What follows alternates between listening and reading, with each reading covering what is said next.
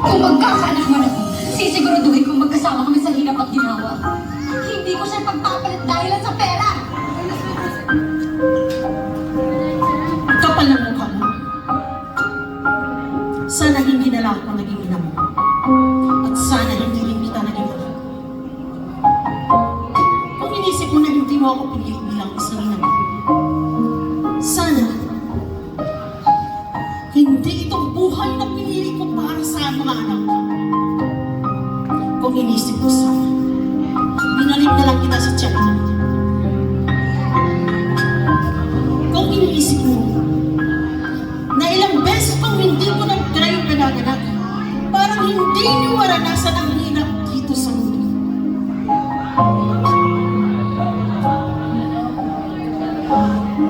Ngayon, nandito at nandyan ka. Kahit nandito na ako sa mga lupalop ng mundo, dito dala-dala ko ang obligasyon ko sa inyong mga. Hindi dahil magulang niyo ako. Magulang niyo ako. Hindi ako. Mahal ka dahil mahal mo.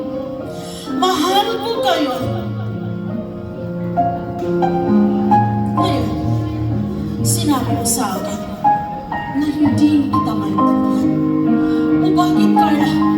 Ako ba inintindi mo kahit minsan? Hindi! Sarili mo lang ang inintindi mo.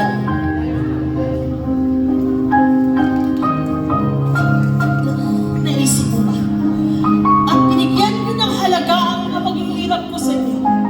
Lahat ng sakripisyo ko sa inyo. At habang umiinom ka ng alak, habang inihitin mo yung sigarilyo mo, at habang nilulustay mo ang perang pinadala ko sa inyo, hindi nyo ba naisip na ilang pagkain kong tiniis na hindi ko kakainin para lang makapagpadala ako ng malaking pera sa inyo? At habang nakahiga ka dyan sa motor, hindi mo man lang naisip na ilang taon na kong nagtiis mag-isa, matulog mag-isa, habang nakuwi na sa yakap ng mga mahal ko.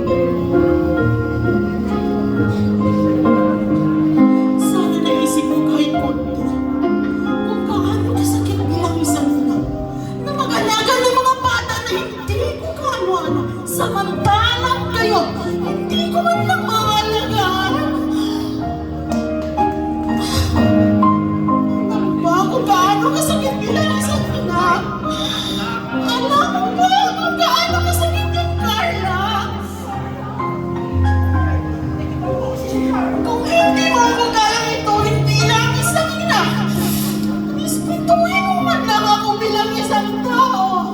At yun lang, Carla. Yun lang.